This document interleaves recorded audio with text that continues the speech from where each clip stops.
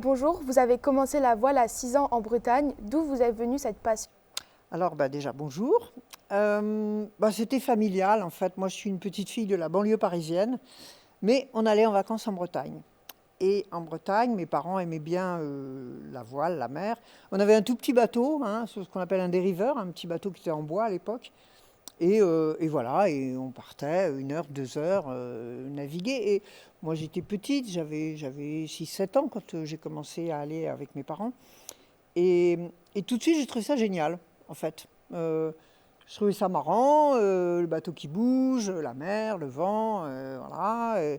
Et puis c'était un peu l'aventure, on partait sur la mer, on allait sur l'île d'en face. Enfin voilà, dans mon esprit d'enfant, c'était quelque chose d'extraordinaire. Et puis finalement, ça m'a jamais quitté. J'ai toujours continué à penser que c'était quelque chose d'extraordinaire. Pourquoi avez-vous décidé d'arrêter votre carrière universitaire au profit de votre carrière de navigatrice? Alors, j'ai quand même, au fur et à mesure, quand j'ai été adolescente, que je suis arrivée vers le baccalauréat, par là, je me suis dit, moi, je veux faire une carrière au bord de l'eau. Je veux faire une carrière maritime. Donc j'avais un peu regardé, j'avais préparé mon coup, et j'avais vu que quand on est ingénieur agronome, il y a une spécialité de l'agronomie qui s'appelle l'halieutique, qui est l'étude de la mer, des poissons, des ressources marines, etc. Donc je m'étais dit, ça c'est pour moi. Donc j'ai fait ce cursus, je suis effectivement ingénieur agro-halieutique, c'est comme ça que ça s'appelle. Et après, j'ai quand même travaillé un peu plus de 10 ans comme ingénieur des pêches. Donc j'ai travaillé d'abord pour les professionnels de la pêche, les organisations professionnelles de la pêche avec différentes études. Après, j'ai basculé un petit peu dans la recherche pour IFREMER, le grand organisme français qui s'intéresse à la recherche maritime, pendant quelques années aussi. Et puis, à la fin, quand j'ai commencé à faire de la course au large, j'ai fait de l'enseignement maritime. Parce que là, j'avais un peu moins de pression horaire, on va dire. Ça me permettait de commencer à faire de la course. Donc c'est le moment, quand j'avais 28-29 ans, où j'ai commencé à basculer vers la course au large. Donc ça ne s'est pas fait instantanément. Moi j'ai développé un rapport d'abord extrêmement émotionnel. Je vous disais, quand j'étais petite, j'aimais bien, ça bougeait, j'aimais bien ce que je voyais, les vagues, le vent, les oiseaux. J'aimais et un rapport vraiment de l'émotion. Quand on est sur la mer, on a une émotion. C'est un milieu qui est pas qui est finalement voilà, qui est pas si évident que ça, quoi. Et on est sur cette étendue bleue. Vous imaginez, vous êtes la nuit par exemple, vous voyez le ciel étoilé. Ici, je suis pas sûr que quand vous êtes en ville, vous voyez beaucoup de ciel étoilé, quoi. Enfin voilà, il y a un rapport avec la nature, avec le cosmos, avec soi-même, qui est quand même. Et puis il y a une familiarité qu'on développe avec la mer. Au bout d'un moment, à force de naviguer, à force de comprendre ce qui se passe, d'observer, euh, on se sent chez soi. Et moi j'aime bien, maintenant que j'ai l'habitude, cette impression que quand je pars en mer, je rentre à la maison, en quelque sorte. C'est ma maison maritime. Donc tout ça me fait que, un peu comme quand on est chez soi, on se sent bien, hein, on est tranquille, on est heureux, on est dans son petit... Voilà. Moi j'ai cette impression-là quand je suis en mer. Je suis un peu dans mon élément, en fait, qui est l'élément que j'aime. Donc voilà, puis j'ai toujours beaucoup de curiosité et puis de ce qui se passe. Donc je me lasse pas, en fait. Quel fut votre événement le plus marquant en mer? Ça, c'est très compliqué à dire, parce que ça dépend de quoi on parle. Si on parle de moments, il y a des moments en mer qui peuvent être des moments très excitants, vous êtes sur un bateau de course, vous avez des bonnes conditions de vent, le bateau va à fond la caisse, voilà, il y a l'eau qui vole dans tous les sens, il y a une excitation de la vitesse, de la gagne, de cette connivence qu'on a avec la mer, qui peuvent être des moments très, très, très forts. Il y a parfois des moments très calmes, ou au contraire, il n'y a pas de vent, il y a juste un albatros qui passe comme ça, tout doucement. Où là, c'est des moments de paix, d'harmonie. Voilà, il y a évidemment, ce qui était marquant toujours quand on navigue, mais encore plus dans la course et encore plus en solitaire, c'est les départs et les arrivées. Parce que c'est des moments très forts. Les départs, évidemment, c'est un peu l'arrachement aux gens qu'on aime, à sa famille, à son équipe, à ses amis, l'incertitude. On part faire quand même des grosses choses, on ne sait pas du tout comment ça va se passer, très bien ou très mal. Donc tout ça est très fort, hein, tout le monde vous pleure dans les bras, enfin bon voilà. Les arrivées, c'est évidemment des moments aussi exceptionnels. Encore plus exceptionnels quand on gagne, bien sûr, mais toujours des moments très forts parce que ben voilà, on arrive à terre, on termine son boulot, on a fait le job, on retrouve les gens qu'on aime, voilà, on a mené son bateau là où il fallait. Bon, tout ça est aussi, c'est aussi des moments et des moments très forts. Et moi, j'ai un souvenir particulièrement fort de l'arrivée de mon premier tour du monde, donc à Newport aux États-Unis.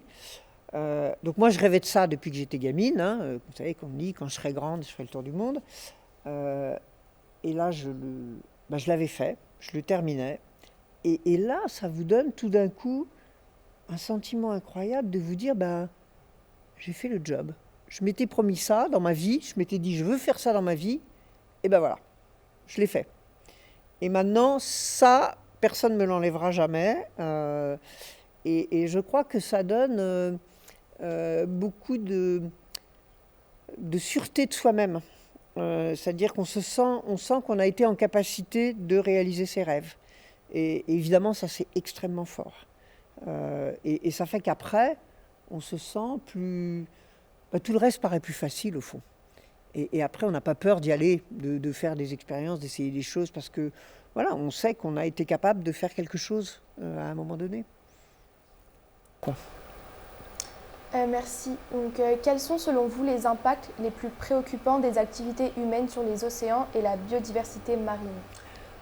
Alors, c'est un peu ce que je vais développer dans mes conférences de cet après-midi. En fait, il y a 3 grands sujets. Il y a le dérèglement climatique, parce que l'océan se réchauffe, et ça a des conséquences pour nous les humains dramatiques, donc qui sont la montée du niveau marin bien sûr, qui sont l'acidification de l'océan, donc la perte des animaux à coquilles, qui sont la création de zones mortes désoxygénées, enfin qui sont voilà, des choses qui vont nous toucher de près. Donc le climat, la question du climat, c'est une question essentielle. Pour juste vous donner un exemple, 1,5 degré de réchauffement de l'océan, là on en est à 1 degré pour l'instant, 1,5 degré, 80% du corail meurt. 2 degrés, 100% du corail meurt. Et le corail, c'est la biodiversité la plus extraordinaire de l'océan, la plus riche et la plus variée. C'est aussi là qu'1,5 milliard d'habitants trouvent leur source de protéines. Donc vous voyez la mécanique qui se met en marche, qui est catastrophique pour les humains. Donc premier sujet. Deuxième sujet, c'est la pollution. Aujourd'hui, l'ensemble des océans du monde, que vous alliez en Arctique, en Antarctique, au milieu, à droite, à gauche, en profondeur, jusque dans les grandes fosses océaniques à 11 000 mètres de fond, c'est bourré de plastique. Alors, des gros morceaux, on va dire, des sacs, ce que vous avez vu peut-être dans des docks sur Internet ou ailleurs, où on voit la tortue qui est emmêlée dans son sac en plastique, mais bien pire que ça, les microparticules, qui sont les désagrégations de ces éléments plastiques. Et ces microparticules repassent dans la chaîne alimentaire, sont absorbées par le plancton, les poissons et nous. C'est-à-dire qu'aujourd'hui, vous allez au bord de la mer, vous inspirez le bon air de la mer, vous respirez du plastique. Votre gamin fait des pâtés, il mange du sable comme tous les gamins, il mange du plastique. Vous consommez du poisson de mer, vous mangez du plastique. Donc on a une contamination, alors il n'y a pas que le plastique bien sûr, il y a malheureusement beaucoup d'autres choses, mais voilà. Troisième sujet, j'en ai un peu parlé, c'est la surpêche. On s'imagine que c'est comme une usine de chaussettes, plus on met de machines, plus on fabrique de chaussettes. Et bien en mer, c'est le contraire. Plus on met de bateaux à la pêche et plus on a une action de pêche importante, moins on pêche de poissons. Parce qu'on va au-delà de ce que la nature peut nous proposer, puisque c'est une activité de chasse. Donc ces 3 grands sujets, malheureusement souvent, se mélangent et s'amplifient pour faire en sorte que la vie océanique s'écroule autour de nous. Et c'est effectivement grave pour la vie océanique, mais c'est surtout grave pour nous. Merci. Donc, qu'est-ce qui vous a poussé à vous engager au WWF Donc, comment vivez-vous votre engagement en tant que présidente d'honneur et qui faites-vous concrètement? Bah, moi, je suis une citoyenne lambda, c'est-à-dire qu'à un moment donné, je me suis dit dans ma petite tête, ça va pas, je vais essayer de faire quelque chose. Et essayer de faire quelque chose, on peut faire quelque chose chez soi, hein, on peut manger bio, faire du vélo et faire toutes les choses qui vont bien. Et puis ben, au bout d'un moment, on a besoin de faire des choses avec les autres, parce que c'est ça qui est le plus efficace. Et donc moi j'ai regardé un peu et je cherchais, parce qu'il y a plein d'organisations, d'associations, de fondations, de tout ce qu'on veut qui travaillent sur ces sujets-là. J'en cherchais une qui soit scientifique, parce qu'encore une fois pour moi c'est pas une opinion, c'est une réalité. J'en cherchais si possible une qui soit de dimension mondiale, parce que le problème est mondial, et parce que c'est aussi passionnant de voir comment d'un pays à l'autre on peut répondre à ces questions-là. Et j'en cherchais une dont le mode d'action soit plus dans le fait de rassembler les gens, de les faire dialoguer entre eux et de leur proposer des solutions, plutôt que uniquement d'emporter la contradiction. On peut porter la contradiction, mais pour moi, si on s'arrête là, on ne résout pas le problème. Donc, s'il y a contradiction, il faut qu'il y ait solution derrière. Donc, construction de solutions collectives. Parce qu'on n'arrive pas avec une idée de génie, tout d'un coup, voilà. Et donc, en regardant un peu partout, le WWF correspondait à ce qui me convenait. Et donc voilà, donc je les ai rejoints, donc j'ai été au conseil d'administration, je suis devenue présidente de la branche française. Et puis après j'ai passé la main comme c'est normal et maintenant je suis présidente d'honneur, ce qui veut dire que je continue à faire pas mal de choses, je continue à être au conseil d'administration et je travaille beaucoup avec le WWF sur la question de la médiatisation. Voilà, je fais des interviews, des posts, des tas de trucs, et puis sur la collecte, parce qu'il faut de l'argent pour mener à bien ces... Voilà, donc les donateurs, les gens qu'on peut motiver pour venir nous rejoindre, et c'est un peu les deux grands domaines. Puis j'ai gardé évidemment un œil sur le maritime, qui est quand même mon domaine de prédilection. Et donc par exemple sur la conférence internationale qui a eu lieu à Nice au mois de mai dernier, voilà, c'est moi qui y suis allé au nom du WWF pour porter la parole. En quoi consiste votre engagement auprès de l'Office français de la biodiversité cette fois ? Alors l'Office français de la biodiversité, donc, pour le resituer, c'est en France l'organisme d'État qui gère toute la biodiversité, c'est-à-dire qui gère les parcs nationaux, terrestres et marins, qui gère la police de l'environnement, qui gère l'éducation, les projets d'éducation spécifiques à la biodiversité. Donc c'est une grosse organisation. Il y a un conseil d'administration qui gère les choses. Et à côté, il y a ce qu'on appelle un conseil d'orientation, un comité d'orientation qui essaye de parler de l'avenir. Comment est-ce que demain, après-demain, on peut continuer à porter ces questions-là, comment est-ce qu'on peut essayer de toucher plus de gens, avec quelle méthode, voilà. Donc c'est ça dont on m'a proposé la présidence, donc depuis moins d'un an, là, ça c'est tout récent. Et donc là, notre travail, on est une quinzaine dans ce comité, c'est d'essayer de s'intéresser à, voilà, en ce moment, on a 2 grandes études qu'on a décidé de démarrer sur ces sujets-là. Comment toucher des gens qui sont très éloignés de la nature, qui ne voient pas la nature et qui ne connaissent pas la nature, comment on peut les toucher quand même, leur parler de ce qui se fait, enfin voilà, tout ce genre de sujets. Et que faites-vous dans votre quotidien pour préserver l'environnement ? Moi j'essaye d'être la bonne petite citoyenne, donc je me rends compte que petit à petit, parce qu'en fait ça c'est un chemin, on claque pas dans les doigts tout d'un coup pour dire... Donc, parmi les premières choses que j'ai commencé à faire, c'était facile à La Rochelle, où il fait souvent beau, c'est de faire beaucoup plus de vélo que de voiture. Donc j'ai encore une voiture, mais qui finalement me sert assez peu. Manger bio, ça c'est vraiment important. D'abord c'est bon pour ma santé. Et puis c'est vraiment important pour la biodiversité, voilà. Après, voilà, essayer de limiter mes déplacements en avion, et en particulier en Europe. Par exemple, je refuse de prendre l'avion. À chaque fois, on me dit vous voulez à Barcelone, vous n'avez qu'à prendre le Paris-Barcelone. Maintenant, je suis désolé, il y a un train. Paris-Barcelone, il y a un train, et moi, je prends le train. Voilà, donc des réflexions comme ça. Euh, Après, essayer aussi j'allais dire, de l'aménager autour de soi. Voilà, chez moi, j'ai arrêté de tondre le jardin parce que ça sert à rien et ça empêche que les insectes nidifient. J'ai mis des nichoirs j'essaye d'avoir un jardin accueillant pour la vie naturelle. C'est des petites choses, mais évidemment, d'isoler sa maison, de surveiller sa consommation, de ne pas demander à l'intelligence artificielle de me faire des montages vidéo tous les 4 matins parce que c'est hyper consommateur en énergie. Enfin, voilà, c'est un espèce de petit chemin où au fur et à mesure, on se pose des questions. Et c'est ça qui est un jeu. En fait, il faut le prendre comme un jeu. Moi, je l'ai pris comme un jeu.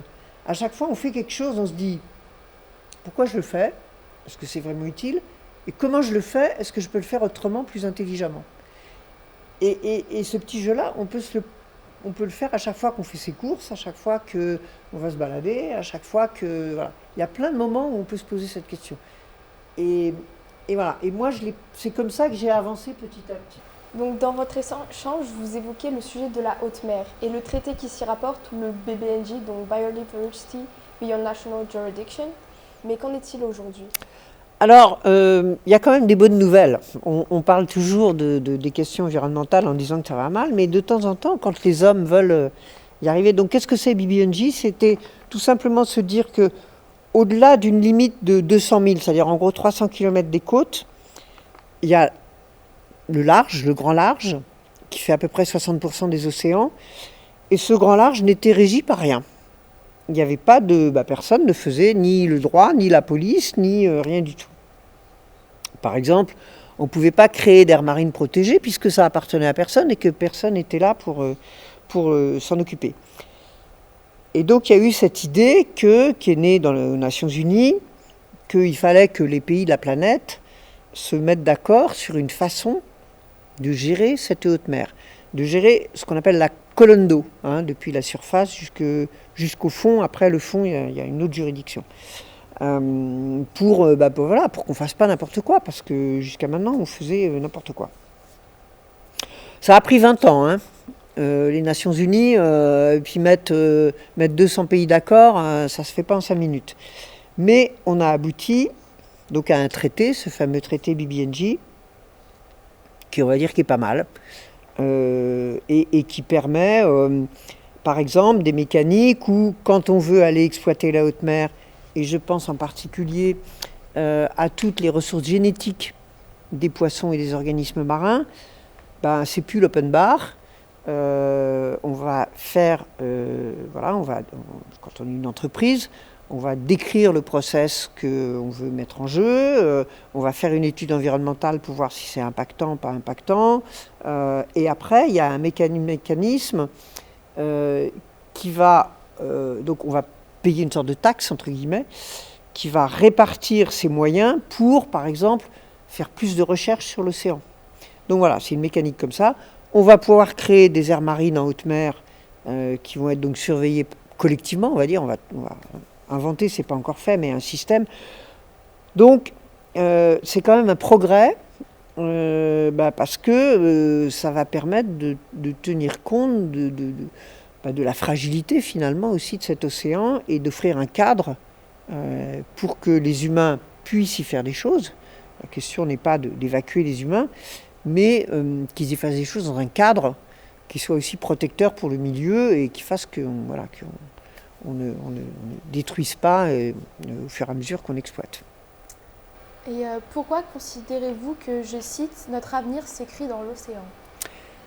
Parce que même ici à Luxembourg, loin de la mer, le climat dépend de l'océan, qui est quand même le premier acteur qui tempère la planète Terre en faisant circuler les courants et en mélangeant, on va dire, les eaux chaudes et les eaux froides. Donc le climat, ça nous concerne tous. Le niveau marin, ça nous concerne tous. Moi, j'habite La Rochelle. Je peux vous dire que dans un siècle, il faudra les passerelles au premier étage. Et que la ville, elle sera sous l'eau. Oui. Et La Rochelle, c'est une petite ville. Je ne vous parle pas des grandes villes comme New York ou autres qui seront elles aussi sous l'eau. Donc ça nous concerne quand même, l'océan. L'océan, c'est une source de nourriture pour très grande partie de la population humaine. Bien sûr, il y a aussi les vaches, les poulets, les cochons, mais voilà, les ressources marines sont quand même des ressources essentielles. Et voilà. Nous dépendons de la bonne santé de l'océan. Et donc, un océan où la vie se meurt, c'est une planète où la vie se meurt. Et nous, on en fait partie. Donc notre intérêt, si on parle que en termes d'intérêt, c'est que l'océan reste vivant. Donc il y ait beaucoup d'espèces très variées. Voilà, il faut. La biodiversité, c'est comme, je ne sais pas si vous avez joué au Mikado quand vous étiez petite, hein, vous savez, les petits bâtons qui sont les uns sur les autres. Quand vous en enlevez un, il ne se passe rien. Quand vous en enlevez deux, il ne se passe rien. Puis à un moment donné, vous en enlevez un autre, puis tout s'écroule. Et la vie dans la nature, c'est ça.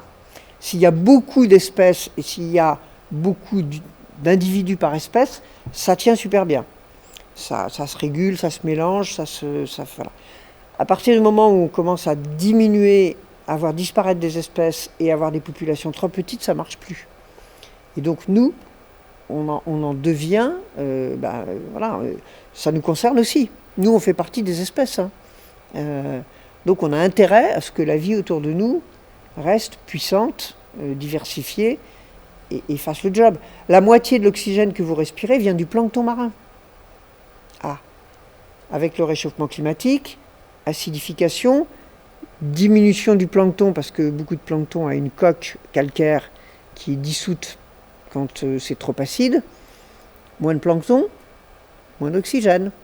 Moins de plancton, moins de capture de CO2 émis par les hommes. Donc plus de réchauffement climatique. Donc vous voyez, on dépend du plancton, qui sont des petites bestioles qui font parfois moins d'1 millimètre de taille. Et enfin, que voudriez-vous dire à un jeune de 16-17 ans qui se fiche totalement de l'environnement? Alors, je voudrais lui dire d'abord d'y aller, d'aller voir, de sortir de ces réseaux sociaux un petit peu et d'aller se balader en forêt. Et si vous en avez, peut-être aller au bord de la mer ou sur la mer s'il peut, ou au bord de la rivière, ou d'aller faire une activité de nature et juste de regarder un peu. Et juste de sentir combien c'est différent, en général combien c'est apaisant. Hein, on sait tous que marcher en forêt, voilà, quand on a des idées noires un peu dans la tête, ça fait du bien, voilà. Et puis après, d'essayer de se dire que la moindre libellule, une libellule, on est incapable de faire un engin volant qui ait les capacités technologiques de la libellule. La libellule, c'est une bestiole incroyable. Donc d'essayer juste d'avoir un peu de curiosité.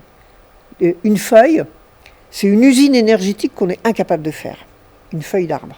Donc voilà, donc cette façon de se satisfaire soi-même en se sentant bien et en faisant des activités qu'on peut faire, je sais pas quoi, de l'escalade, du VTT, n'importe quoi, mais